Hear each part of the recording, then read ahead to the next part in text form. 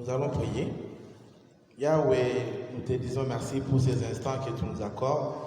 Nous voulons que tu nous soutiennes, tu nous assistes, tu nous édifies, tu nous parles, tu nous corriges, tu nous fasses encore beaucoup du bien dont nous ne sommes pas exprimés par cette prière. Conduis-nous par ton Saint-Esprit au nom de Jésus. Amen. Amen. La paix est bien en haut, la comme on a eu. Alléluia.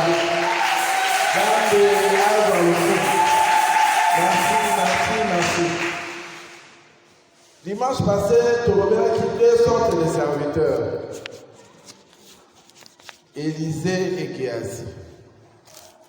Et comme on a dit, Élisée a solo. C'était un prophète. Géasi, son naïe souka qui m'a bé. Et la Bible nous dit que cette lèpre a été attachée à sa postérité. C'est-à-dire, qui malade. Nous avons le jugement aux Zambé à laquelle qui est déjà. Bisopé, où a Zambé à cause de la sous na wate. Aussi longtemps que nous avons tous ces romans Zambé, mon collègue Soukezali, lui fait le koya. Mais Nguru Nazambi Zana, alléluia. Donc la dimanche, c'est une journée de grâce que l'Éternel nous vient de nous donner afin que nous puissions partager sa parole. N'est-ce pas le premier dimanche du mois de la jour de prière. Yango lelo toko kabulama lo banzambe ensuite toko bonde toko zo mata mulai pona ko bonde. Alors, Jérémie tout le temps dans 2 Rois, chapitre 6. 2 Rois, chapitre 6.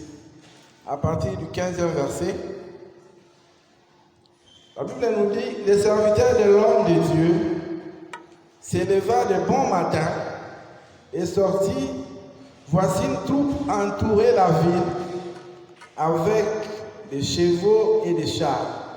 Et le serviteur dit à l'homme de Dieu, ah, mon Seigneur, comment ferons-nous?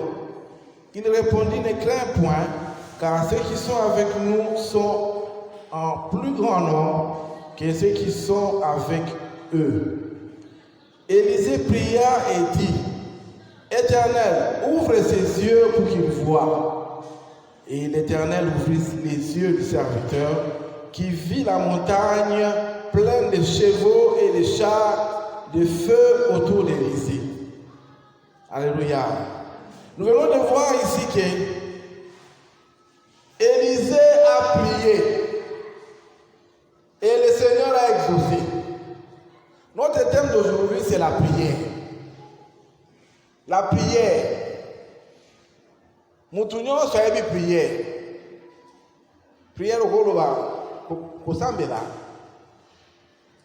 Mais dans la Bible ici on a parlé il y a 2 termes, prier et supplier.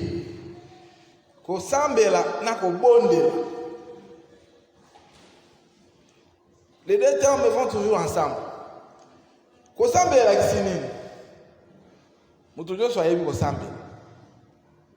C'est un dialogue avec son Dieu. La sœur Eunice a entonné le cantique là. La prière. Tu es bien bon est une puissance, la prière. C'est la solution, la prière. C'est un dialogue d'un chrétien avec son Dieu. Prière est la communication entre moi et Nzambe na tata na ye. Entre moi et Nzambe na tata na ye. Mais ce qu'on a dans la Bible, ce qu'on a dans la Genèse. Genèse 3. Tout le monde est sikanini. Nzambe abale kosolola na Adam et Ève. Nzambe na mawa na ye. Ayebaki ki Adam et Ève basi bakweyaki na mbeba. Mais abaneka koluka bango. Parce que Dieu veut que nous soyons en contact avec lui d'une manière permanente. Alléluia. Ce qui te tient en Genèse 3, 8, 9, 10. Bible lobi boy. Alors ils entendirent la voix de l'Éternel Dieu qui parcourait le jardin vers le soir. Et l'homme et sa femme se cachèrent loin de sa face de l'Éternel, Dieu au milieu des arbres du jardin. Mais l'Éternel Dieu appela l'homme et lui dit, où es-tu? Il répondit, j'ai entendu ta voix dans le jardin et j'ai eu peur parce que je suis nu et je me suis caché. Et l'Éternel Dieu dit, qui t'a appris que tu es nu? Est-ce que tu as mangé l'arbre dont je t'avais défendu de manger? Je m'arrête là. Je tiens à vous dire, bien aimé, que même l'homme pécheur, Dieu le cherche. Zambé qui déjà que Adam et Ève basi basumukaki. Mais abandé koluka bango kaka. Bango siko babanga ki pote basi basali mbeba, basi basali masumu. Mais Nzambe na mawana ye aza koluka mutu wana sala nini abongola mutema. Mutu wana azonga wapi azonge pa ya Nzambe tata na ye. Pote mwana na tata bakoka wana te. Alléluia. Dieu ne veut pas que l'homme meure dans son péché, mais que l'homme se répande. Libon de li a liboso o mutu mosumu ki akoko sala ezali prière de repentance. Libon de Nzambe ayokaka ya mutu nyonso. Nana wa bongo le mutema te mais soko alengi azonge pa na tata Nzambe limbisa ngai Nzambe ayoki. Alléluia. Adam Ève basumukaki. Mais Nzambe na mawa na ye ayeko récupérer bango. Malgré abengana ki bango. A proclamé ki malédiction. Makambo yaki pasi yaki. Abengana ki bango na jardin. Mais alatsa ki bango poso ya nyama. Pote bazabana na ye kaka. Alléluia. Parce que ce qu'on a dans Genèse 4. Malinga verset wana mingi. Ce qu'on a dans Genèse 4. Adam connut Ève sa femme. Elle conçut et enfanta Caïn. Elle dit, j'ai formé un homme avec l'aide de l'Éternel. J'aime cette phrase. Babi Adam aebana kina mwasi ne pas aki mwasi nai. Mwasi wana akumba kizeli. Tangu mwasi wana aboti apesi lokumu na Nzambe. Alléluia. J'ai enfanté un homme avec l'aide de l'Éternel. J'ai enfanté un enfant, elle a enfanté un enfant. Oui, c'est ça. J'ai enfanté un homme, j'ai formé un homme avec l'aide de l'Éternel. C'est ça la phrase. Phrase on est la cuisine. Elle a dit que Ève a reconnaître que Nzambe nde apesa qui est makasi ya kokumba mokumba wana abota mwana wana. Wale zali déjà maloba moto ya bongo le motema. Alléluia. Soko bongo motema te okotanga Nzambe te. Okomisia ka yo moko likula makambo zo ngamoko mutu na sala makambo wana. Ngamoko mutu na sala na luka mbongo. Ngamoko mutu na sala kaboyi. Tu ne donnes pas la place à Dieu. Bien-aimé, Dieu a fait le premier pas. Il a déjà disponibilisé toutes choses afin de t'aider. Le salut, Dieu a pourvu à ton salut. Lobi konayo, Nzambe a pesé de makokinyo supporter au kakobika. Mais la première des choses, c'est toi tu dois rentrer auprès de ton Créateur. Par la prière de repentance, on a nos bons mots maté. Il y a qu'à épanailler sous l'élo. Parce qu'aujourd'hui c'est ton jour du salut. Alléluia. Une prière. Un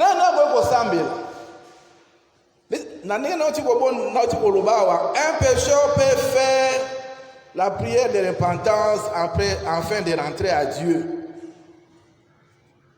Tout le monde a la Bible. L'enfant prodigue. On a lu 15, 17e verset. On a lu 15, 17e verset. L'enfant prodigue a dit, moi non, a qui déjà va payer sa héritage naïe à Kende. Papa on a profité à sengi déjà héritage naïe. À Kende déjà, Koli a komela, à Sakana, à Sepela, Bisengo ya Mokili. Effectivement, Nzambe nenga zalaka, à Pesaka. Vous en avez un jeune homme. Oui, ma grand-mère, mais yoto sakayangote. Tu pars dans le monde. Et gloire à Dieu parce que cet enfant était dans ma boko ya tata na ye, mais à un certain moment akende ki mukili. Mais nzambe nenga zaka na mwana ye abande ko luka mwana wana kaka zelaka ye mukolo nini akozonga. Et ce jeune homme s'est repenti. Il a dit, je me lèverai, j'irai vers mon père.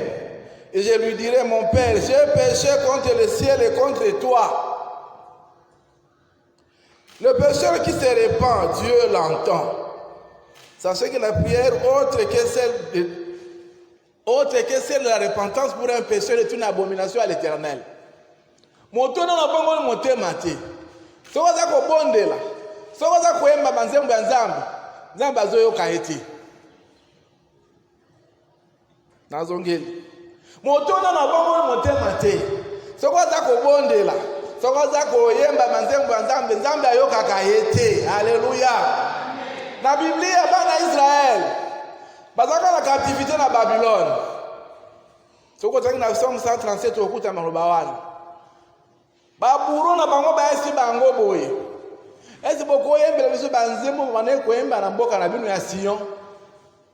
Ces gens les ont dit, comment chanterions-nous les cantiques de l'Éternel sur une terre étrangère?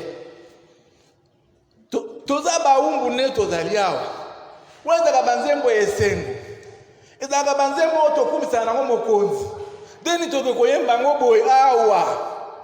Tozande baumbu. Baumbu banzembo ya bana na nzambe ezaka bato bakangwami. Alléluia. Soko za libre. Oza na esengo. Tango wana dongo kumisa mokonzi maza koyoka mabondeli nayo. Ata koyoka losambo nayo. Dieu écoute la prière d'un enfant de Dieu. La prière est un acte d'humilité. La prière est un acte d'humilité. Lorsqu'on prie, on s'adresse au plus grand que soi. Ma bonne délit est d'aller action ya mutoro ya za komikitisa. Tant que tu ko senga mbongwe pa bakonzi. Oza ko senga te. Ya kosa isangate leo na pasi. Wabiki yana ngayo ya kosa isangai. Wabiki tatu kuna kosa isangai. Ngane nazawa eloko te. Mais ce qu'on a commis qui s'attend, aux ana, dès que ma collègue a na passe, mututa, aux akana yokak, aux senga raté. Zambe alingito zala ya se, ya tika la kaka nzambe, alléluia. Alors à chaque fois, on a besoin de nzambe kotika la muke, nzambe atika la kaka likolo, alléluia. C'est pourquoi ma elsa a dit que priez sans cesse. Priez sans cesse, mon ami. Pour que ça soit nzambe place ne ya nzambe. Olingi oli ya bondeli. Olingi obima obondeli. Olingi okende bo bondeli. Bana ba ke na classe obondeli bango bana boya na bondela no bino. Nzambe abatela bino. Pote nzambe ndi abatela. Hallelujah. Abatela bino na bandoki. Abatela bino na accident. Bana moto balako tuta dernièrement semaine okuna batutaki mwana moko ke classe mwana batuti mwana moto alingi akima bakangiye. Bondela. La protection vient de Dieu. La Bible dit si quelqu'un bâtit une maison, s'il ne bâtit pas avec l'Éternel, il bâtit en vain. Qu'on bâtit qu'on veiller sur une ville, c'est quoi? Veiller sur ta maison. Veiller sur tes enfants. Veiller sur toutes choses. Même la boutou le pango nayo. C'est pas parce que tu as des sentinelles ou bien le pango nous a boy na boy bakanga bakadena bakamnyoso qu'on ne peut pas venir te faire du mal. Non. Bien aimé, la prière est un acte d'humilité. Jésus est notre exemple. Jésus a un exemple dans Bisso. La Bible nous dit dans Marc 1:35, pendant qu'il faisait encore noir, Jésus sortit pour aller prier dans un lieu désert. Neni ni Yesu ye moko azaki mutu ya mabondeli. Yo bondela ka peine. Obondela ka muke. Bato so bondela ka liboso ya kolia. Soka moni fufunde a Nzambe pambola. Muke ka kesili. Vous voyez un peu ça? Ba apôtre pe ba kene ko samba na Yesu na jardin de Gethsemane, bango balabaki na bango pongi. Si Yesu yabisi bango, tu ne peux même pas faire 1 heure avec moi. La carte n'a ma bonne. Parce que Jésus, ce qu'il attendait était très fort. Il savait qu'il allait mourir. Il avait le cœur angoissé, attristé. Au lieu de soutenir dans la prière, mais bango balaya na bango. Est-ce que Nzambe attend watala kona ndaku na ozamu tunapongi mingi, be ozamu tuna mabonde. Alléluia. Soko ozamu tunapongi kata pongi. Zanda kola musayo. Olingelo ne likama mo bwe pongi esila yo. Bazo suba boyaka baba na ko bonde la soki likama yende bani mabonde. Basalise ne prière. Nanda. Poti bazui mutu moko abeli. Non. Mon ami, vie de prière, il faut dans la vie, respiration, nayo, et d'aller prière. Alléluia. Amen. Merci. Ça n'a pas bon. Ma bonne délit. Ce qu'on a dans Hébreux 5, verset 7. Là, il y a un passage Joanne. Vous m'en déjà. Ceux qui ont des Bibles.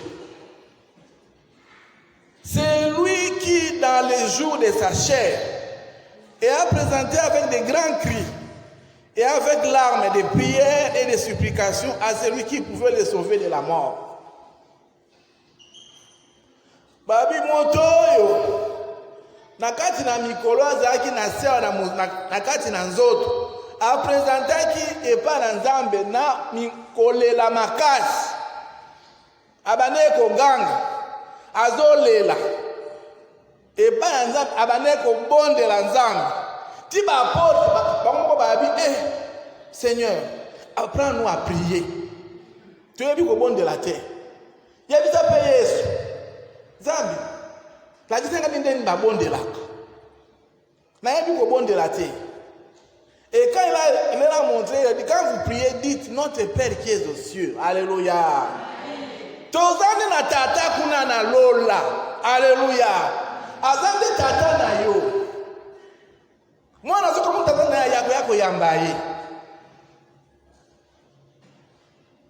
Je me souviens, pasteur, nous avons côté à Makambouana, Lobi. Zambé, ba titre, ba pesaye, l'éternel des armées. Jéhovah Jireh, Jéhovah Shammah, Jéhovah Nissi. Ba kombo nyoso wana. Eza pona musalo ya salaka. Elle aura président. Ba benga président le garant de la nation, le magistrat suprême. Ba kopese ba kombo, ba kopese ba kombo, kopese ba kombo. Mais bana na ba kopese gaga papa na biso. Alléluia. Azala président, azala na azakaka papa na biso. Aye. Na ye pa inaye. Na yambi papa. Ndo baba ekona na classe pesa mbongo minerval. Papa, non basombi titi, toi la posa ya mapa. Papa, kuna sukali esilaki. Batina mano ya mikeo papa alingaka mingi. Mwana na kuna akende osema kama nini yangu. Akolobaka na papa na ye. Alléluia. Relation directe. Loba na tata na zwaka peta kwa so na tata. Bala bazo papa toi tu voyages beaucoup hein. Je suis moi mon bandongo loba bi papa. Yango na mission za akayo nde baponaka. Une fille m'avait dit, il y a longtemps, pour que papa pour ce courant de la télévision, dans le salon, ce courant qui est à Bimi, ah, les amis, ça va? Ça fait longtemps.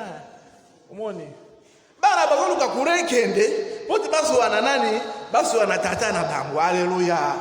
Zambe azoluka yo pe luka Nzambe na kati na mabondeli Yesu abande kolela tango azobondela yango bomonaki vie ya mabondeli ya Yesu Kristu ebande komema biloko ya minene na kati ya vie na ye. C'est là où j'avais dit nous devons prier sans cesse. Nous avons soif de l'assistance de Dieu tout le temps dans notre vie. Jésus, même avant de commencer son ministère, Jésus a quitté dans le lieu désert pendant 40 jours et 40 nuits avant de s'embêter là. Pourquoi tu as bonde là? Tu as entendu pour photo bonde. Tu as bonde là pour te tous dans la macasse, liboso na tentation. Ba chrétien mikolo za la kaka o pasteur na koyaki. Oh, passer na quoi na masumu wana. Voyez un peu ça? Jésus lui-même nous a dit, dans le contexte passage wana ebimi, il a dit, oh, ba apôtre, ba lala ki pongi. Ce qu'on a dit dans Matthieu 26, verset 41. Veillez, priez, afin que vous ne tombiez pas en tentation. L'esprit est disposé, mais la chair est comment? Hein? La chair est faible. Zamba alingi via masumu te bandeko balingana. Yango atika ki eloko wana kobondela. Pote otikala kaka mutu akoyika mpiko. Soko obondela ka mingi te tangu masumu ekoya. Omona pa okosi. Kosa eka kese eloko te na okosa te. Na okosa na ngai te. Soko obondela ka te okokosa. Muibi. Makotanga biloko ebele bila te obine boyebi. Oyebi esika nini yo okweya. Pote obondela ka mingi te. Okobondela pona vie na yo kende liboso. Okobondela pona bana na yo bazala batu malamu. Bala musu bakomaka na banoso bana moko boye babi bango zododo chanvre atuni petu yo na hajimi ongana na 16 ans. Bamelaka déjà bangi. Bazomela bamilangi ya mike wana oyo bakombo mususu wana ezaka na sachet ndinga komona sachet muke wana depa na ngai. Liboso ya lupango na seko na mone ona komboli. Il y a 20 ans, alcool est à na kati ya mboka na biso. Ekomi ebele. Ba kwa ba avenue nyonso okuta bazoteka alcool. Même ba na nzambe ba melaka. La Bible dit ne vous enivrez pas du vin, mais soyez remplis du Saint-Esprit. Bien aimé, pour na ko résister na masumu, il faut to bondela. Sinon, tu es au coquet. Parce que nous sommes facilement. La Bible nous dit dans Hébreu 2, verset 18. Car ayant été tenté lui-même dans ce qu'il a souffert, il peut secourir ceux qui sont tentés. Yesu a secourir yo, ce qu'il n'y a pas na yo, et pas na plutôt. Tu as vu le passage de la tentation à Jésus. Jésus a été tenté 3 fois, mais il avait gagné. Les tentations, je ne sais pas entrer dans tout ça. Et la Bible nous dit, faites connaître nos besoins à Dieu d'une manière précise. Au monde de la Kandengeni. Il faut que vous ayez ma caméra. Marie et Marthe. Tant que vous ne tuez pas na Yesu. Pendant que nous avons Lazare. La Bible nous dit, les sœurs envoyèrent dire à Jésus, Seigneur, voici celui que tu aimes est malade. Ceux qui nous sont malades, pourquoi nous devons prier? C'est un ordre qui vient de Dieu. Dieu veut que nous puissions prier. Dieu veut que nous puissions prier. Et Dieu veut que nous puissions persévérer dans la prière. Ce qui n'a nous réponse, c'était bon de la caca. Bon, est-ce que bon de la caca? Est-ce que bon de la caca, bon, amini, moi, j'ai un akati nesiko nyonso, ba bongo la mitema. Tu as une route de responsabilité, mon frère, ma soeur. Et ne pas prier, c'est rendre à l'ennemi, faire de l'ennemi qui soit encore plus fort. La lutte que livrent les chrétiens contre les forces spirituelles de Satan exige une prière intensive de notre Père, de notre Père plutôt. C'est-à-dire une prière par l'Esprit en tout temps. Éphésiens en parle. Éphésiens 6, 17, 18. Cela on nous dit, faites toutes sortes de prières et de supplications. Prière et supplication. Kosambela na kobondela. Kobondela komi eloko mususu ebike nzambe limbisa pesa kaka mokoto anango posa. Nzambe toleli epai na yo. Eloko nini oko kobondela nzambe pote nzambe apesa we yango obondeli nzambe. Je me suis rendu compte, on a bango tant ça va mon écodim.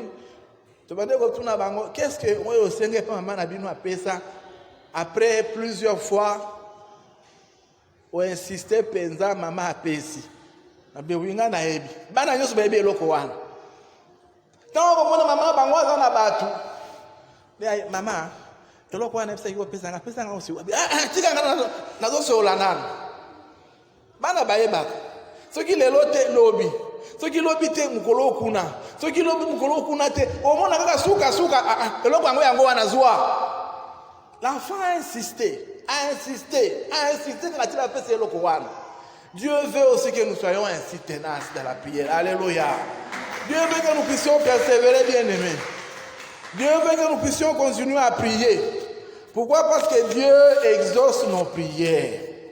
Dieu, c'est lui qui entend et qui répond. Tout le monde a dit que Élisée a senga kinzambe a fungola musali na emisu.